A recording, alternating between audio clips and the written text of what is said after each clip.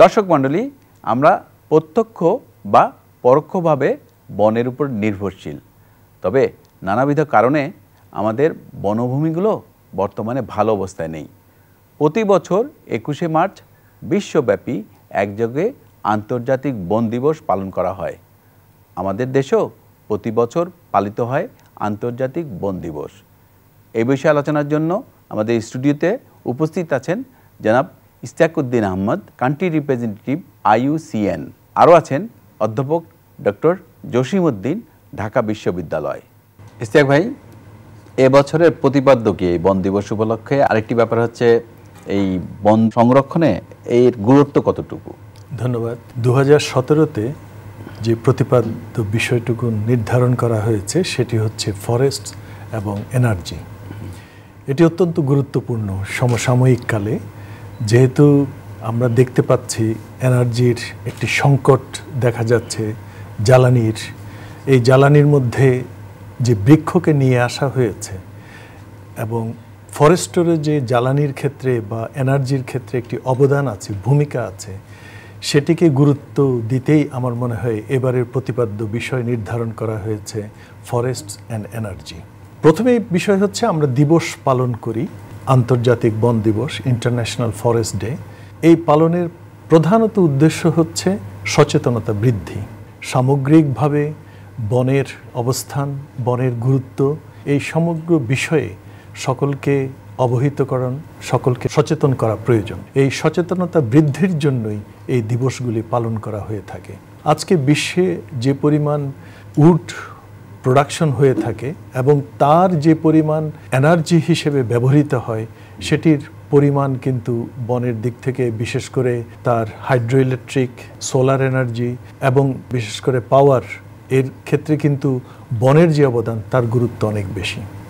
বলা হয়ে থাকে 50% গ্লোবাল যে উড প্রোডাকশন হয়ে থাকে, যেটি সংখ্যাগত বা পরিমাণগত দিক থেকে 1.86 বিলিয়ন CFT, সেটির বেশিরভাগ ব্যবহৃত হয়ে থাকে উড এনার্জি হিসেবে। এবং বাংলাদেশেও বৃক্ষ থেকে যে এনার্জি আসে সেটি প্রায় 20 ভাগ।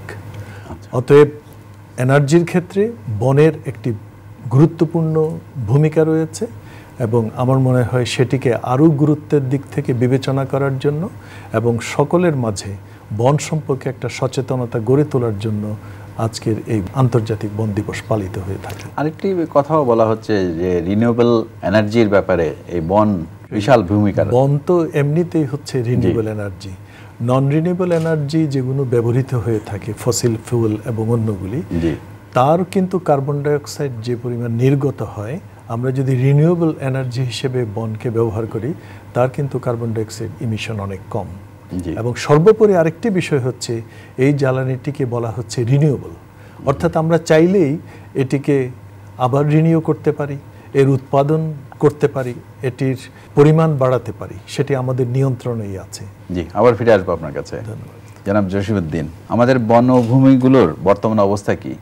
আমাদের এই মুহূর্তে বাংলাদেশে আমরা জরিপ আছে, সার্ভে আছে, তাতে দেখা যাচ্ছে আমাদের দেশের টোটাল আয়তনের প্রায় 17.5% আমাদের বনভূমি আছে। তো সেটাকে যদি আমরা বর্গ কিলোমিটারে বলি, আমাদের প্রায় 26,000 বর্গ কিলোমিটার বনভূমি আছে। এর মাঝে 16,000 বর্গ কিলোমিটার ফরেস্ট ডিপার্টমেন্টের নিয়ন্ত্রণে আছে। তো এর মাঝে দেখা যাচ্ছে আমরা অনেকগুলো ফরেস্ট আছে। আমরা যদি মেজর ফরেস্টগুলোর কথা বলি, আমাদের ম্যানগ্রোভ ফরেস্ট, আমাদের পাহাড়ি বনাঞ্চল, স্থলভাগের যে শাল বন, এছাড়াও আমাদের যে মিঠা পানির বন, সোয়াম্প ফরেস্ট যেটাকে আমরা বলি, এছাড়াও আমাদের কোস্টাল বেল্টে বিশাল একটা এরিয়া প্ল্যান্টেশন করা হয়েছে বন বিভাগ কর্তৃক। আমাদের রাস্তাঘাট, প্রত্যেকটা হাই রোড থেকে আরম্ভ করে ইভেন গ্রাম বাংলার ছোটোখাটো সব রাস্তায় কিন্তু এখন প্রচুর গাছপালা লাগানো হয়েছে। এছাড়া আমাদের চিটাং হিল ট্রেক্স, সেখানে আমাদের বড় বড় কয়েকটা রিজার্ভ আছে। এর ভিতর কাঁচালং, মাসালং, তারপরে আপনার মাতামুহুরি রিজার্ভ, সাঙ্গু রিজার্ভ। এছাড়া সেখানে আবার অনেকগুলো BCF বলে, অর্থাৎ ভিলেজ কনজারভেশন ফরেস্ট বলে, সেখানে এরকম অনেকগুলো ছোট ছোট ঝোপঝাপ জাতীয় ফরেস্ট আছে। এই বন ছাড়াও আমরা অনেকগুলো বনকে আবার সংরক্ষিত করেছি। আমরা সাফারি পার্ক বলেন, ইকো পার্ক বলেন, বোটানিক্যাল গার্ডেন বলেন, বিভিন্ন নামে আমরা সংরক্ষিত করে রেখেছি। এতে বোঝা যায় আর কি, বাংলাদেশের মোটামুটি এখন যেই মানসিকতা দাঁড়াইছে মানুষের মাঝে, অর্থাৎ বাড়িঘরের সহ পতির জমিতে সবাই কিন্তু গাছ লাগাচ্ছে। এতে আমরা ধরে নিতে পারি যে আমাদের বনভূমি বাড়ার পক্ষে মানুষ কাজ করছে। এইভাবে যদি চলতে থাকে হয়তো আমাদের যে 17% আমরা বলছি সেটা হয়তো 20%, 25% উন্নীত হতে বেশি দিন আর লাগবে না। কিন্তু একটা বড় সমস্যা তো জনসংখ্যা আমাদের। হ্যাঁ, আমাদের তো দেশের আয়তনের তুলনায় কিন্তু আমাদের জনসংখ্যা বেশি, কিন্তু জনসংখ্যা বেশি হলো তাদের ভিতরে আমরা যে চেঞ্জটা আনতে পেরেছি যে তারা গাছকে ভালোবাসে, গাছ লাগাচ্ছে। এখন হাটে বাজারে ইভেন গ্রাম বাংলায় কিন্তু গাছের চারা বিক্রি হচ্ছে, নার্সারি ডেভেলপ করতেছে। এর সাথে সাথে পাশাপাশি ধরেন সরকার, বন বিভাগ এবং এনজিও এবং ব্যক্তিগত পর্যায়ে অনেকে কিন্তু চারা বিক্রি করতেছে। আপনি দেখেন যে গ্রামে মানুষ হাতে করে 4টা চারা নিয়ে যাচ্ছে, বিক্রি করে অন্য সদাই কিনে নিয়ে আসছে।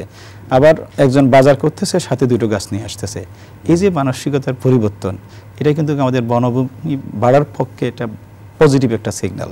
আপনি কি মনে করেন বাধ্যতামূলকভাবে গাছ লাগানোর ব্যাপারটা, যে ধরনের ডেভেলপমেন্ট ওয়ার্ক হয় অথবা আমাদের রিয়েল এস্টেটের যে ব্যবসাগুলো হচ্ছে সেখানে বাধ্যতামূলকভাবে গাছ লাগানোর ব্যাপারে একটি আইন করা উচিত? কারণ বিদেশে দেখি যে যখনই যে ধরনেরই স্থাপনা হোক না কেন সেখানে কিন্তু গাছ লাগানোর ব্যাপারটা এবং ফাঁকা জায়গা রাখার ব্যাপারটা কিন্তু এনশিওর করা হয়, যেটা আমরা বাংলাদেশে খুব একটা দেখি না। তো যেহেতু দেশটা ছোট এবং মানুষের সংখ্যা অনেক বেশি এবং জনসংখ্যা কিন্তু আরও বাড়বে সামনে, সেই ক্ষেত্রে কি আপনি মনে করেন একটু আইন করে এই ধরনের কোনো নিয়ম করা উচিত কিনা গাছ লাগানোর ব্যাপারটা? এটা আমি মনে করি, হ্যাঁ, আমি আপনার সাথে একমত। এটা মনে হয় আমাদের রাজধানী উন্নয়ন কর্তৃপক্ষ, তাদের একটা প্ল্যানিং আছে। আপনি একটা বাড়ি করতে গেলে কত % জায়গা খালি রাখতে হবে এবং সেখানে খালি রাখাটা বাধ্যতামূলক। এখন তো সময় এসেছে, মানুষ যেখানে ছাদে বাগান করছে, তাহলে আপনি নতুন বাড়ি করলে অবশ্যই আপনাকে সেখানে গাছ লাগানোর ব্যবস্থা করা উচিত। হ্যাঁ, সেটা আইনগত পর্যায়ে নিলে তো অবশ্যই ভালো। আমি মনে করি হ্যাঁ, সেটা নেওয়া যেতে পারে, নিলে ভালো হয়। রিসার্চ করে দেখা গেছে যে আরবান এলাকায় গাছ লাগালে 2 থেকে 8 সেলসিয়াস তাপমাত্রা কমে যায়। হ্যাঁ, সেটা তো আপনি ধরেন ঢাকা বিশ্ববিদ্যালয় ক্যাম্পাসে যখন ঢুকবেন বাইরে থেকে, তো আপনি সাথে সাথে ফিল করবেন যে এখানে তাপমাত্রা আস্তে কমে গেছে। এটার কারণ হচ্ছে ক্যাম্পাসে যে বিল্ডিংয়ের তুলনায় গাছপালা বেশি, এটা তো প্রমাণ করে দিচ্ছে। আপনি ঢাকা শহরে ধরেন শাহবাগটা পর্যন্ত আপনার যে পরিমাণ গরম, শাহবাগটা পার হয়ে ঢুকছেন ক্যাম্পাসে, তখন দেখা যাচ্ছে আপনি শীতল অনুভব করছেন। তো এর মানে হচ্ছে পাশে রমনা পার্ক, পাশে সরোয়ার্দী উদ্যান, পাশে ক্যাম্পাস, সব গাছগুলোর কারণে অটোমেটিক তাপমাত্রা সেখানে ডাউন হয়ে গেছে। আমরা যদি ইচ্ছা করি শহরটাকে গাছপালা দিয়ে এভাবে শীতল করতে চাই, সেই ক্ষেত্রে হ্যাঁ, আইনের সূচনা সেটা হলে অবশ্যই ভালো হয় আমি মনে করি। আবার ফিরে আসবো আপনার কাছে। ইসহাক ভাই বহু বছর বন বিভাগে ছিলেন এবং বনেই জীবনে অনেক কাটিয়েছেন। আমাদের এই বন ব্যবস্থাপনা নিয়ে একটু বলবেন, বর্তমানে কি অবস্থা এটার? সাধারণভাবে আমাদের 3টি বনাঞ্চলের কথা বলা হয়েছে, বিশেষ করে একটি হচ্ছে পাহাড়ি বনাঞ্চল, আরেকটি উপকূলীয় যেটি আমরা সুন্দরবন বা ম্যানগ্রোভ বন বলে থাকি, আর একটা সমতল ভূমির বন যেটি প্লেনল্যান্ড সাল ফরেস্ট বলা হয়ে থাকে। এই 3টি বনেই আসলে 3 ধরনের ব্যবস্থাপনা প্রবর্তন ছিল। পাহাড়ি বনে সাধারণত এখানে একটি এলাকা নির্ধারণ করে সেখানে যতগুলো গাছ ছিল সেটা কাটা হতো এবং সেখানে পুনর্বনায়ন করা হতো। আর শালবনে ছিল যেটি নির্বাচিত গাছ সেখানে কাটা হতো এবং ইমপ্রুভমেন্টের জন্য সেটির পরবর্তীতে যাতে তার সক্ষমতা বাড়ানো যায় সেরকম ব্যবস্থাপনা প্রবর্তন ছিল। আর ম্যানগ্রোভ ফরেস্টেও একটা ব্যবস্থাপনা প্রবর্তন ছিল, সেটিও হচ্ছে সিলেকশন কাম ইমপ্রুভমেন্ট সিস্টেম। যখন গাছগুলি বড় হয়ে একটা নির্দিষ্ট পরিমাণ ডায়ামিটার গ্রোথ হতো তখন সেই গাছগুলিকে কাটা হতো। এখন যেহেতু সরকারিভাবে সকল প্রাকৃতিক বনাঞ্চল থেকে গাছ কাটা নিষিদ্ধ, তাতে কোনো প্রাকৃতিক বনাঞ্চলেই কিন্তু আর গাছ কাটা হচ্ছে না। অর্থাৎ বনাঞ্চলে কিন্তু বন বিভাগের একটি ব্যবস্থাপনা পত্র থাকে এবং সেটি বৈজ্ঞানিকভাবে করা হয়ে থাকে বিভিন্ন তথ্য সংগ্রহ করে। তো সেক্ষেত্রে বলতে গেলে আমরা বনায়ন বা বন ব্যবস্থাপনায় যে কার্যক্রমটুকু দেখি সেটি কিন্তু সেই ব্যবস্থাপনার ভিত্তিতেই। অতএব এখন রয়ে গেছে শুধুমাত্র বনায়ন। আরেকটি বিষয় এখানে প্রবর্তন করা হয়েছে বনায়নের পাশাপাশি, এটিও বনায়ন, সেটি একটি বিরাট পরিবর্তন আমি বলবো।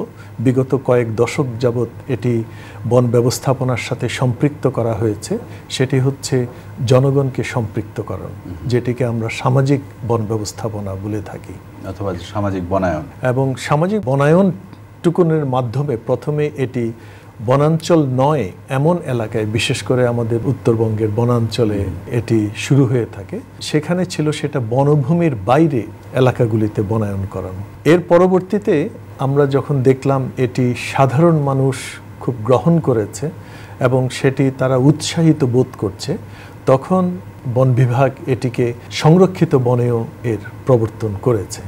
এবং আপনি জানেন সংরক্ষিত বন একটি বন আইনের মাধ্যমে পরিচালিত হয়ে থাকে। অতএব সামাজিক বন ব্যবস্থাপনাকে সেখানে সম্পৃক্ত করার প্রেক্ষিতে 2000 সনে 1927 সনের বন আইনকেও কিছুটা মডিফাই করা হয়েছে, যাতে এই সামাজিক বন ব্যবস্থাপনাটুকুন সংরক্ষিত বনেও করা যেতে পারে। আরেকটি বিষয় সহ ব্যবস্থাপনা, এটি আরেকটি দিক উন্মোচিত হয়েছে বন বিভাগের ব্যবস্থাপনায়, সেটি হচ্ছে কো ম্যানেজমেন্ট বা সহ ব্যবস্থাপনা। এর পার্থক্য হচ্ছে সামাজিক বন ব্যবস্থাপনার থেকে, সামাজিক বনায়নের ভিত্তিতে আমরা কিন্তু একজনকে একটি নির্দিষ্ট পরিমাণ এলাকায় উপকারভোগী অথবা অংশীদার হিসেবে তাকে সংযুক্ত করা হয়। এক্ষেত্রে সহব্যবস্থাপনার ক্ষেত্রে কিন্তু ব্যবস্থাপনাটা ভিন্ন। এটি একটি টোটাল ফরেস্ট ইউনিটকে চিন্তা করা হয় এবং সেই ইউনিটে ওই বনাঞ্চলের আশেপাশে যে জনগণ রয়েছে, এছাড়াও ওখানে সরকারি বেসরকারি আরও যারা স্টেক হোল্ডার রয়েছে, তাদের সকলের সম্পৃক্ততার মাধ্যমে এই সহব্যবস্থাপনা করা হয়ে থাকে, যেটি কো ম্যানেজমেন্ট বলা হয়। এখানে ব্যক্তিগত পর্যায়ের কোনো সম্পৃক্ততা নেই, যে একটি গাছ কর্তন বা একটি বাগান কর্তন করা হলে তার অংশীজনকে যে উপকারটুকুন দিয়ে থাকি সেটি হয়তো এখানে সরাসরি হয় না, কিন্তু সামগ্রিকভাবে ওই বনাঞ্চল রক্ষা, সংরক্ষণ এবং তার বৃদ্ধি, এই যে সমস্ত কার্যক্রম সেটি সহব্যবস্থাপনার মাধ্যমেই করা হয়ে থাকে। আচ্ছা, আবার ফিরে আসবো আপনার কাছে। জানাব জসিমউদ্দিন, কেন একটা বন এত গুরুত্বপূর্ণ? বনের গুরুত্ব আমি তো বরাবরই বলি থাকি, বন থেকে আমরা অনেক ধরনের সার্ভিস পেয়ে থাকি এবং প্রোডাক্ট পেয়ে থাকি। আমরা যদি সরাসরি বলি, আসবাবপত্র থেকে শুরু করে, মেডিসিন থেকে শুরু করে, কাগজপত্র থেকে আরম্ভ করে শিক্ষার যে উপকরণ, সব কিছু আমরা বন থেকে পেয়ে থাকি। এর পাশাপাশি যদি আমি সার্ভিস বলি, ইকোসিস্টেম সার্ভিস আমাকে দিচ্ছে, যেটা যদি আমি মানিতে কনভার্ট করি সেটা বিলিয়ন বিলিয়ন ডলারের সার্ভিস। যেমন ধরুন একটা ব্যাকটেরিয়া, একটা ফাঞ্জাই, সেটা যদি কি পরিমাণ জৈব বস্তুকে ভেঙে সরল বস্তুতে পরিণত করে, সেটাকে যদি আমরা টাকায় কনভার্ট করি, দেখা যাচ্ছে সেটা বিলিয়ন বিলিয়ন ডলার। এছাড়া ধরেন বন হচ্ছে জিনের আধার। যত প্রকার জিন আছে, বিশেষ করে ধরেন আমাদের ম্যানগ্রোভ জিন, সল্ট টলারেন্ট জিন, ওয়াইল্ড যে সকল ভ্যারাইটি আছে তারা রেজিস্ট্যান্ট টু ডিজিজ, এই সকল জিনের দাম কোটি কোটি টাকা। আর যদি কোনো একটা সল্ট টলারেন্ট জিন আমরা ম্যানগ্রোভ থেকে আমাদের কাল্টিভারে যদি আমরা ট্রান্সফার করতে পারি, অলরেডি টেকনোলজি আবিষ্কার হয়ে গেছে যে আমরা আনরিলেটেড স্পিসিসের মাঝে আমরা জিন ট্রান্সফার করতে পারি। তো ফলে দেখা যাচ্ছে আমাদের ক্লাইমেট চেঞ্জ হলে আমাদের দেশ একসময় লবণাক্ত হয়ে যাবে। তো লবণাক্ত হলে তখন আমাদের যে ফসল, শস্য, আমাদের নর্মাল যে সকল ভ্যারাইটি আছে সেগুলো হয়তো চলবে না, তখন আমার লবণ সহিষ্ণু প্রজাতি দরকার হতে পারে। তো সেই ক্ষেত্রে বন আমার বিশাল একটা জিনের আধার হিসেবে আমাকে হেল্প করবে। আর পাশাপাশি ধরেন মেডিসিন, আমাদের জীবন রক্ষাকারী মেডিসিন, আজকে ধরেন অনেক অ্যান্টিবায়োটিক ভালোভাবে কাজ করছে না, সেক্ষেত্রে একমাত্র বরস হচ্ছে আমাদের প্রাকৃতিক বন, গাছপালা। যেহেতু দিন দিন টেকনোলজি উন্নত হচ্ছে, আজকে যেটাকে আগাছা বলছি, ভবিষ্যতে সেটা গুরুত্বপূর্ণ মেডিসিনাল প্ল্যান্টস হিসাবে আবিষ্কার হচ্ছে। তো সেই ক্ষেত্রে ধরেন ন্যাচারাল মেডিসিনের বিশাল একটা সোর্স সেই হিসাবে কাজ করবে। আমাদের ওয়াটারশেড ম্যানেজমেন্ট, আমাদের ধরেন এই যে নদীগুলো, তার ম্যাক্সিমাম কিন্তু দেখা যাচ্ছে কোনো না কোনো ফরেস্ট থেকে প্রবাহিত হয়ে আসছে। তো ওয়াটারশেড ধরে রাখা, এটা বনের একটা বিশাল সার্ভিস। ক্লাইমেটের যে চেঞ্জ হচ্ছে, বিশেষ করে কার্বন ডাইঅক্সাইড এবং গ্যাসিয়াস এক্সচেঞ্জ, সেটা কিন্তু বন না থাকলে অসম্ভব। আমাদের বৃষ্টিপাতকে সে ত্বরান্বিত করতেছে। আবার দেখা যাচ্ছে আমাদের গাছপালা, যেই জায়গায় আমাদের জলাভূমি আছে, আমাদের শুষ্ক করা দরকার, সেখানে আমরা এক ধরনের গাছ লাগিয়ে সেখানে ইভাপোরেশনের মাধ্যমে আমরা শুকিয়ে নিচ্ছি। এইভাবে ধরেন একটার পর একটা আমাদেরকে সার্ভিস দিয়ে আসতেছে। তো বিশেষ করে ধরেন বন থাকলে আমাদের আরেকটা কথা বারবার বলছি, ইকোট্যুরিজম। আমাদের ইকোট্যুরিস্টেরা বনে গিয়ে একটা নিঃশ্বাস নিতে চায়, বিশাল একটা ভূমিকা পালন করতেছে। আমাদের ওয়াইল্ড লাইফ, টোটাল ল্যান্ডের যত ওয়াইল্ড লাইফ বলেন, পশু পাখি বলেন, সবগুলো তো বনে তাদের আশ্রয়স্থল। তো সেই বন না থাকলে, গাছপালা না থাকলে তারা আশ্রয় পাবে কোথায়, তাদের খাওয়া পাবে কোথায়? পলিনেশন বিশাল একটা রোল প্লে করে আসতেছে ওয়াইল্ড লাইফ এবং ফ্লাওয়ার। তো এটা বিশাল একটা ভূমিকা পালন করে আসতেছে বন। তো সেই দিক থেকে চিন্তা করলে বন আমাদের সভ্যতার সাথে অঙ্গাঙ্গিভাবে জড়িত। বন ছাড়া আমরা সভ্যতা কল্পনা করতে পারি না, আর বন না থাকলে একসময় আমাদের সভ্যতা আশা করি থাকবে না।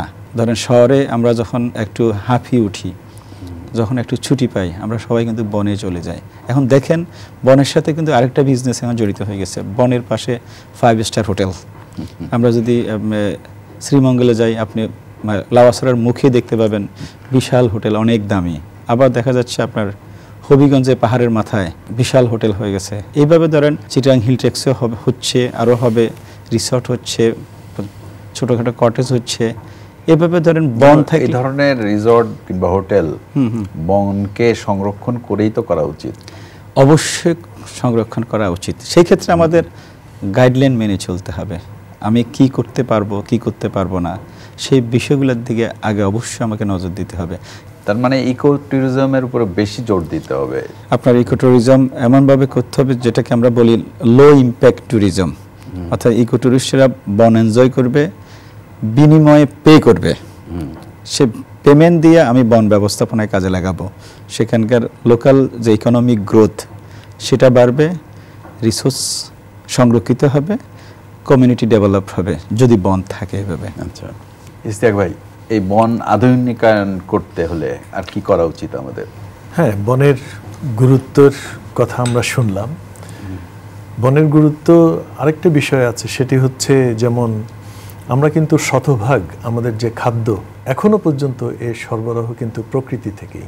এবং আজকে আমরা যে সমস্ত খাদ্য গ্রহণ করছি, যে সমস্ত শাকসবজি বলেন, সিরিয়াল ফুড বলেন, এগুলোর কিন্তু একদিন এক সময় এর ওয়াইল্ড কাল্টিভার ছিল বনেই। অতএব ভবিষ্যতেও আর যদি নতুন ধরনের কোনো ওয়াইল্ড কাল্টিভারের প্রয়োজন হয়, বা যে উদাহরণটি উনি দিলেন সেটি কিন্তু বন থেকেই আসতে হবে। এবং আজ পর্যন্ত বলা হয়ে থাকে আমরা বনের শুধুমাত্র 5 থেকে 7 ভাগ এর প্ল্যান্ট সম্পর্কে জানতে পেরেছি, যে মেডিসিনাল ভ্যালুর কথা বললেন, সব কিছু মিলিয়ে। অর্থাৎ আমাদের অজানা এখন অনেক কিছু রয়ে গেছে যেগুলোর থেকে মানবজাতি উপকার পেতে পারে। আমরা যদি প্রাকৃতিক বনকে বিশেষ করে সংরক্ষণ না করি, এই ওয়াইল্ড কাল্টিভার বা ওয়াইল্ড প্ল্যান্ট আমাদের জানার আগেই যদি হারিয়ে যায়, তাহলে কিন্তু আমরা একটা বিশাল সম্পদ বিনষ্ট করব। অতএব এই সমস্ত দিক থেকে চিন্তা করলে বনের অবশ্যই প্রয়োজন। সেদিক থেকে বনের ব্যবস্থাপনাকে আধুনিকায়ন করতে হলে এবং দেশের সাথে সমসাময়িক কালীন যে সমস্ত ব্যবস্থাপনা নেওয়া প্রয়োজন, সেগুলির উপর আসলে গুরুত্ব দিতে হবে। একটির কথা আমরা বলেছি, স্বব্যবস্থাপনা, জনগণকে সম্পৃক্ত করতে হবে। এবং আমার মনে হয় আরেকটি বিষয় হচ্ছে, বন বিভাগ কিন্তু বনায়নে প্রযুক্তিগত দিক থেকে এর কোনো ঘাটতি নেই। বনায়ন করা হচ্ছে, বনায়ন সফলও হচ্ছে, কিন্তু তারপরে ও দেখা যাচ্ছে যে কয়েক বছর পর সেই বনায়ন থাকছে না। এবং আজকে বনাঞ্চলের বিভিন্ন জায়গায় আমরা দেখতে পাচ্ছি বৃক্ষ নেই, বৃক্ষশূন্য এলাকা আছে। এইগুলোকে আমার মনে হয় বনের তাত্ত্বিক যে বিষয়টুকুন আছে, বৃক্ষ লাগানো, বনায়ন করা, এর পাশাপাশি সামাজিক দিকটিও অত্যন্ত গুরুত্বপূর্ণ।